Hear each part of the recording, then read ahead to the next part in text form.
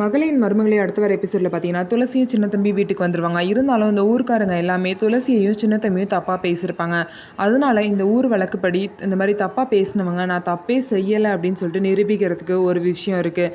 அந்த விஷயத்த துளசி செய்யணும், செஞ்சுட்டு வீட்டுக்குள்ளே வந்தால் நல்லாயிருக்கும்னு சொல்லிட்டு அந்த வீட்டில் உள்ளவங்க எல்லாமே சொல்கிறாங்க. இதே மாதிரி பார்த்திங்கன்னா அந்த ஊர்க்காரங்களும் அது என்ன பரிகாரம்னு சொல்லிட்டு கேட்குறாங்க. அப்போ பார்த்திங்க அப்படின்னா அங்கே உள்ள நாக கோவிலில் நைட்டு ஃபுல்லாக வந்து இருக்கணும். நைட்டு ஃபுல்லாக இருந்துட்டாங்க அப்படின்னா அப்போ வந்து அந்த பாம்பு அந்த பொண்ணை தீண்டாமல் இருந்துச்சுன்னா அந்த பொண்ணு வந்து எந்த தப்பு செய்யலை.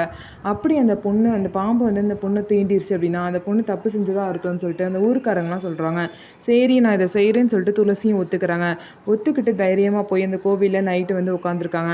ஆனால் பார்த்திங்க அப்படின்னா வேணும்னே பார்த்திங்க அப்படின்னா அந்த சூடாமணி கூட சேர்ந்துக்கிட்டு அந்த வீட்டில் உள்ள எல்லாரும் பார்த்திங்க அப்படின்னா சில பேர் எல்லாம் வேணும்னே விஷப்பாம்பை பார்த்திங்கன்னா ரெடி பண்ணி துளசி இருக்க இடத்துல விடலான்னு சொல்லிட்டு பிளான் பண்ணுறாங்க.